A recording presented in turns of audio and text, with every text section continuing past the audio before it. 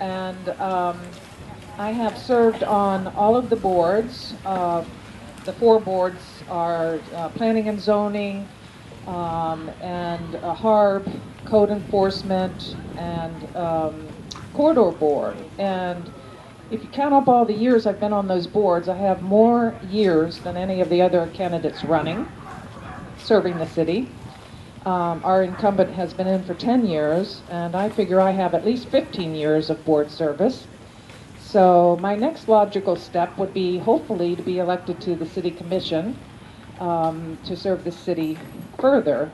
I have had my firm for 20 years, a little over 20 years. My firm is an architectural firm, and I've done an awful lot of preservation work, work for the City Hall, the Flagler College, the Lion Building, the Ancient City Baptist Church, and many of the historical houses in town.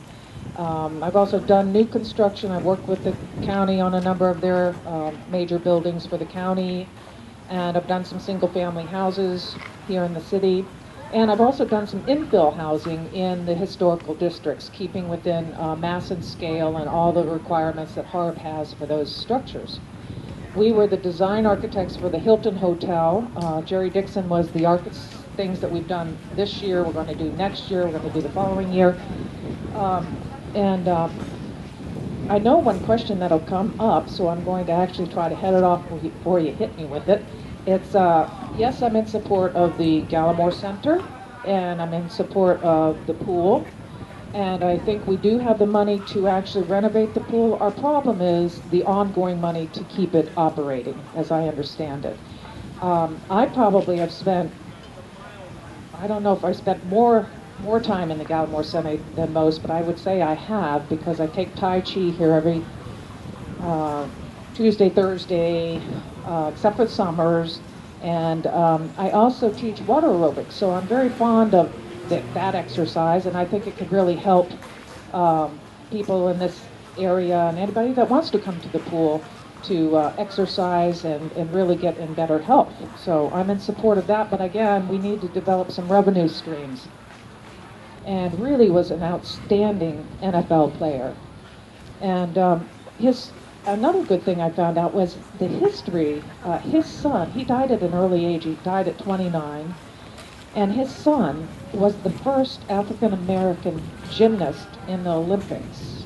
So I thought it was a timely thing that we're now watching the Olympics, and he was actually our first star. So it's kind of funny that that was occurring, some money to renovating or maintaining this pool in his honor. I mean, they retired his number. He was number 28. They retired his jersey in honor of him. And I feel that that would be a great avenue. He was also big in the civil rights movement. He came here right before he was killed in an automobile accident, and he spoke on behalf of the civil rights movement this time of the celebration. And I really feel honored to be running, and I hope that I'll beat the time clock. And I hope that as your new city commission, we can come together and make a difference. Thank you very much. As a resident of Lincolnville, I'm very worried about the proposed CRA for Lincolnville, wherein they designate our area a blighted area. I wondered how you would vote to either support or reject that CRA. Well, I'm not 100% sure when you say blighted area. Does that mean parking? Does that mean, I'm not exactly sure the definition that It covers. doesn't matter if they designate an area a blighted area, that's the whole area. Okay, but what does it mean? I mean, to you, it sounds bad. Well, of course it's bad. Okay, but what does it mean to us, other than being able to perhaps get the CRA and get some additional monies to fix up some of these issues? Because I just have a question. I'm not trying to turn you off of that question, but we have a CRA right now that's applied to Riberia Street, as I understand it. That CRA is helping put the infrastructure underneath the city street.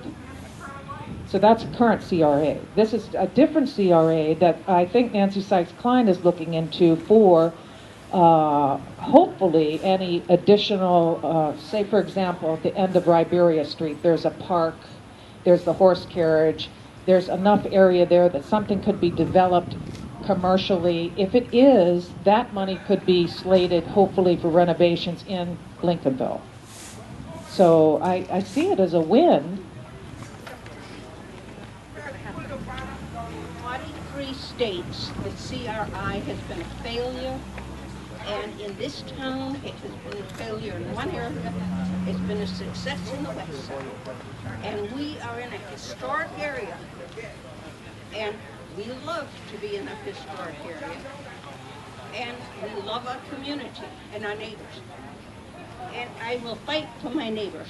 Oh, me too. I live in Lincolnville. I live on South and Washington Street. So I am so pleased with some of the actual improvements that I've seen. Look at the farmers market. We're all thrilled with that. And I know so many things are happening here that I think. The CRI is not what you expect it to be. Yeah. It needs a full study. Well, Thank you. oh, okay. I appreciate it. And that's, I think, what's being proposed is the study.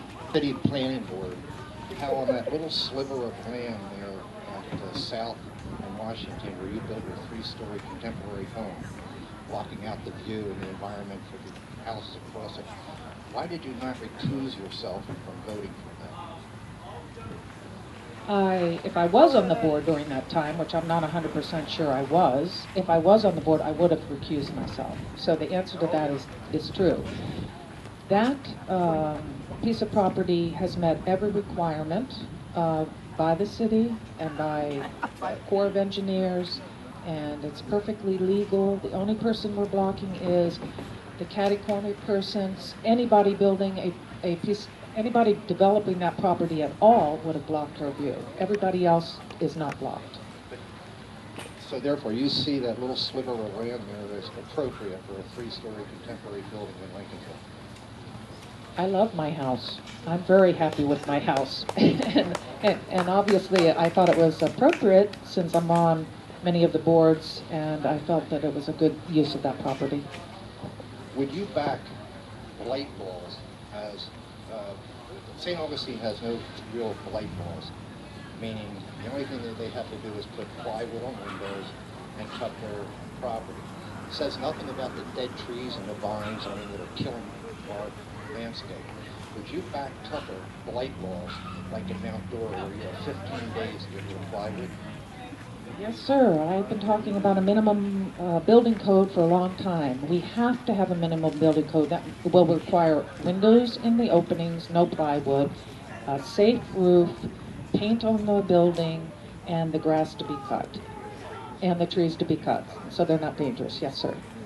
And if these places are abandoned, as they are, most of them, by outside investors, 3 of which across the street from us are owned by investors, the city would step in and say to them, so much time to renovate them or demolish them, since they're only a little cinder block, whatever, boarded up. Victorian homes, no, we'll take care of them, but we've got to do what Mount Dora has done and eliminate it. And I'm on the same page with you. Okay? Are there any more questions? Then without further ado, thank you very much.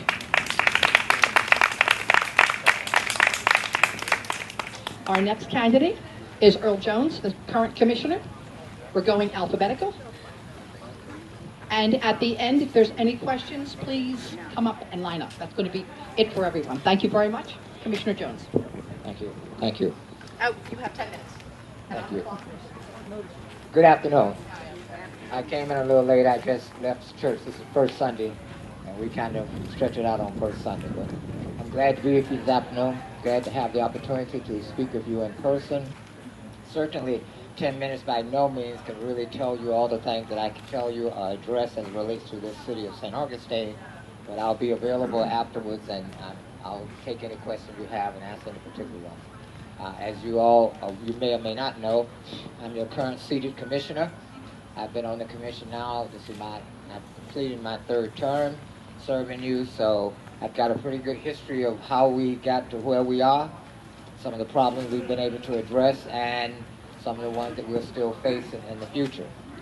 Let me say that, as we all know, the economy has not been the best, but we have done what I think is a great job in terms of cutbacks.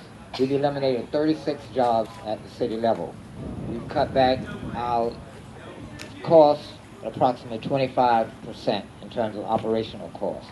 Yet while we've done that, we've continued to provide the kind of services that you would expect of us as a city, as the quality of city that you either moved here for or the reasons you live here today. As we approach, and I'm going to try to hit a couple of things I know people are interested in. So one of the first things I'll talk about is the 450. I would be the first to tell you that I was initially disappointed in some of the progress that we were making as it related to the celebration 2015. We had our first setback when First America withdrew as one of the major sponsors of sort in terms of leading the 450. However, I do feel now that the city has kind of regained track, and we are back on the road to a successful celebration come 2015. The staff has been working diligently with corporate America and with others in trying to do that, and we've seen participation increase. We've had quite a few corporate points that are talking about participating, being involved in 2015, and are going to be a contributor.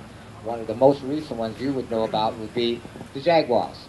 Who come in, they've stepped up to the plate because of 2015 and said they want to be a part of this celebration. And one of their major focuses, while they've not talked about it in detail, but it's going to be the Galimore Center. As you well know, Willie Galimore played in the NFL. He played for the Chicago Bears. He's a local from St. Augustine. He finished at Excelsior High School. I'm fortunate enough to say that my dad was his high school coach. He also attended Florida University, where he was an All-American, and proceeded to play with the Chicago Bears until he unfortunately was killed in an automobile accident during one of the summer getting ready for fall season. So they're very interested in working with us, working with the Galimore Center, and bringing it back to the kind of center that all of you would appreciate and that would be very advantageous for all of the citizens of St. Augustine. But they're doing that partly because of his involvement with NFL, partly because of the 450. We've had questions and some inquiries as it relates to the Sebastian Harbor project. And we've got a firm on board now, not prepared to reveal or talk very much about it, and you understand that in corporate America in terms of competition and so forth. But they're really saying that they want to be here in 2015 because they figure that their involvement and what they'll draw from that experience will enhance their future and people returning to St. Augustine to their venue. We have a few others on the board. But right now, the things that happened at the seawall is really because of 2015. When we talked to the state and so forth, and they wanted to say, we want to have it ready for 2015. So we're going to have that seawall redone. That's going to deal with a lot of the flooding on the bayfront, and it's because of 2015. The Sebastian Harbor Bridge was moved forward because of 2015. They wanted to get ready and be involved in that process. But not only in government have they become more interested in involvement, but others also have become interested. We've got a couple of foreign corporations that are very interested in 2015. As you know, not St. Augustine in particular, but the state of Florida, it's what, 12 or 14% Hispanic now. So there is a major focus on Hispanic in terms of tourism and their involvement. They are very much interested, the Hispanic embassy and so forth in terms of St. Augustine, and our Chamber of Commerce and so forth are interested in drawing more to the city. That's going to bring revenue. Tourism. Tourism is what we're all about. That's our backbone. And almost any job around here can be in some way traced to tourism. It's a clean industry. We're not Silicon Valley, but we are about tourism. And that's what and a lot of the quality of life that you enjoy is because of tourism. Whether it's a top-notch restaurant, a boutique, or any other kind of specialty shop, or the fact that St. George Street is not boarded all up, is because of tourism. And what we want to do is, some people are concerned about it, but we want to enhance that. We want to bring about a higher quality of tourists to the city because we feel that would be very positive for all of us. We've got over 100 now organizations or groups who have joined us in terms of becoming a part of the 450th and that piece. So it's on the upswing, and there's just a lot of things happening behind the scene that we can't talk about too much. Riberia Street, contrary to a lot of people thinking, when we started at the top end because the engineers say that was the way to go, you don't start at the bottom, you start at the top and move up down. We're completing this project, and it's going to be completed before 2015. But we push that forward. I can truthfully step up to the plate and say, I was that major person. I pounded on that table at city commission meetings many nights and said, Riberia is our worst street, is our most neglected street, and we must, before we do any other streets, we must do Riberia. And once we start, we're going to do it from the beginning to its end. And we're now on the last phase of this street. That's something I push for. I push for things in terms of infrastructures for the city because I realize that's very important to us. We are approaching 450 years old. That means everything under these streets is old. What we really need is a plan that would move from one end of the city to the other end and rebuild all of our infrastructure so that we can look at another 450 years and say now it's going to last again, because that's what a major problem. We talk about brown water or red water, it has to do with what's in the ground. And we need to focus on that. We are approaching our budget term now for October. A major point that I will be making and pushing forward is allotting funds to begin that process of dealing with infrastructure. Moving from one end of the city to the other. There are certain communities that are having more difficulty than others. Lincolnville is one of them. Some of the other areas you probably know about yourself is another. We're going to take care of that problem. I'm going to be pushing for that because I know that's very important. That's a primary project for us. Now, and nothing else that we're doing should inhibit that. We can do more than one thing. I mean, we're not a one-task type city. So it's a balance it takes out there. But we can deal with quality of life. We can deal with recreation. We can deal with our zoning situation, and we can still deal with things such as the VIC.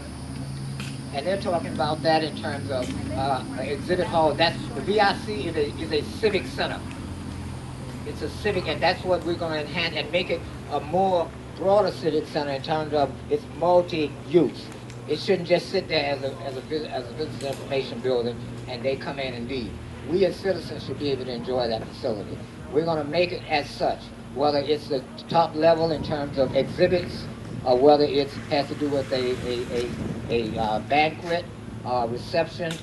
At one point in time, they had high school proms at that facility.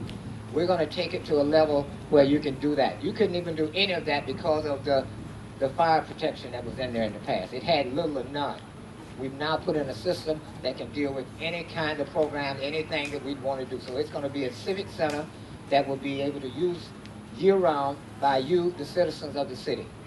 We're going to enhance that. And my time is about up, but I will be around and about. I'm going to pass out some literature for you in terms of my background. You'll get better understanding. You can always find out who I am when I've done online. But thank you again, and I enjoy being with you. I enjoy being your city commissioner. When it comes to Lincolnville, you voted along with Mayor Bowles to build those industrial-sized buildings there for boat storage warehouses right down there, which would have blocked out the view. It was the neighborhood that stopped it. We went down and organized our neighborhood and got people involved, and we stopped that development. When it came time for the illegal dumping of the soil here, you voted for that along with Mayor Bowles, which embarrassed our city, cost us hundreds of thousands of dollars. All right? You've now had some recent embarrassments. Do you really think you have the integrity to be our commissioner? I don't know if you were asking a question or making a statement. I think you were doing more of making a statement. But let me respond to, in reference to that. For those of us who were here, 40s, the 50s, this waterfront has always been industrial. It's always been geared to the fishing community. It's always been geared to the boating community. It looks great as it is, and it's serving a major purpose. It's a major industry for not just St. Augustine, but throughout the state of Florida and the southeast. The Coast Guard is here. They're here because of the availability of these type facilities. We will continue to work to provide jobs, to provide these type of facilities in appropriate zoning where it's appropriate. First of all, I want to say a special thank you to the Lincolnville Neighborhoods Association as well as the Neighborhood Market. A special thanks to Lenny and any other persons who helped him in coordinating this effort. And thank you all, my opponents as well as the residents, for taking the time to come out from your busy schedules to be a part of us. Your appearance here is deeply appreciated, and I don't take it for granted under no circumstances. I am Deltra, and I am a native of St. Augustine, Florida. In addition to being a native of St. Augustine, my home that I grew up in is right down the street, 250 Riberia. As a matter of fact, it is the last house on the west side of Riberia, and that is our home spot. And my sister Alice presently lives in the home spot where we grew up in. And when the comment was made about Riberia 30 or 40 years ago, my mother, who passed away in September of 2010, September the 30th, who was just shy of 96 years old, Riberia has been Riberia since she was on this earth, and it continues to be that way as to this very day.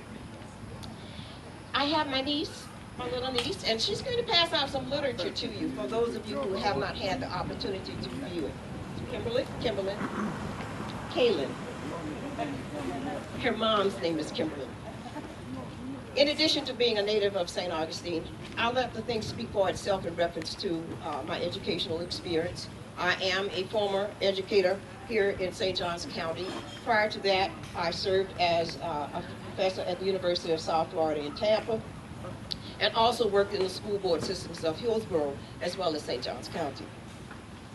I too am a former board member of the Planning and Zoning Board, having served my term as a chairperson for the board. And I was blessed to be proclaimed as a participant in the Women's History Month for March 2011. The city of St. Augustine thought it worthy enough to award me a proclamation on behalf of that distinction, and my hat is off to the city of St. Augustine for thinking so highly of me in that regard. I am a graduate of St. Augustine High School. I also give back to the community because I serve on the Alumni Association. I serve as its secretary.